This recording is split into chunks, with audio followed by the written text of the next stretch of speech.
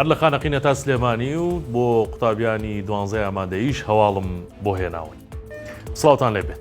ئەمڕۆ چوارشەمە کارگوزارەکانی نەخۆشخانەی خانەقین کە ژمارەیان 40 کارمەندە بە تەواوی دەستیان لە کار هەڵگرت بەهۆی دواکەوتنی موچەکانیانەوە تا ماوەیەکی نادیار نایانەوە سەرکار. دایکی عەلی یەکێک لە کارگوزارەکانی نەخۆشخانەکەی و بە 1964 وت. 3 مانگە موچەم وەرنەگرتووە و خاوەن منداڵ و مێردێکی نەخۆشم. موچەکانمان تەنیا 300,000 کەچی بەدەستمان ناگات. ئاریان ئەحمەد کارمەندێکی گەنجە و تەمەنی 17 ساڵە ئەرکی بەخێوکردنی ماڵەوەیانی گرتوۆتە ئەستۆ وەک خۆی باسی دەکات. ئەگەر موچەکەی نەگات مەجبورە لە شوێنێکی تر کار بکات بۆ دابینکردنی بژێوی ژیان. دکتۆر شوان شاکر بەڕێوەبەری نەخۆشخانەی خانەقین بە 1964 وت دەبێت کێشەکەیان چارەسەر بکرێت ئەگەر نا بە ماوەیەکی کەم پیسی و خۆڵ و خاشاک کەڵکی نەخۆشخانەکە ناهێڵێت. کێشەی مەیدانی ئاژەڵانی سلێمانی هەر چارەسەر نەبووە و لە شەوی ڕابردووە چەند کەسێک لە کاسبکارانی مەیدانەکە دەستگیر کراون و نوێنەری کاسبکارەکانیش دەڵێت نزیکەی 33 کەس گیراون.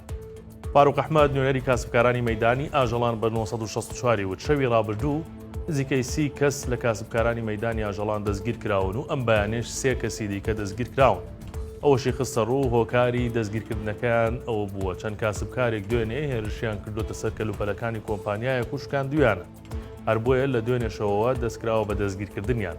کێشەی و کاسبکارانە لەگەڵ کۆمپانیایەکی و بەرهێنانی خانوبەرەیە کە شاری ئەوینی دوو لەسەر ئەو زەویانە دروست دەکات و پێشتریش چەندین جار کێشەیان لەگەڵ کاسبکارانی مەیدانی ئاژەڵانی سلێمانی هەبووە.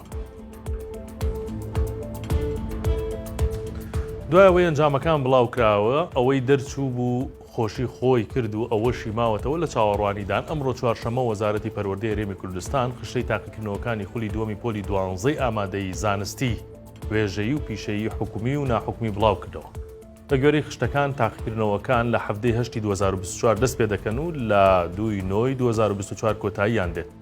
ڕۆژی هەینی ڕابردوو ئەنجامی خولی یەکەمی تاقیکردنەوەکانی پۆلی 12 ئامادەی لە هەرێمی کوردستان ڕاگەیەندرا.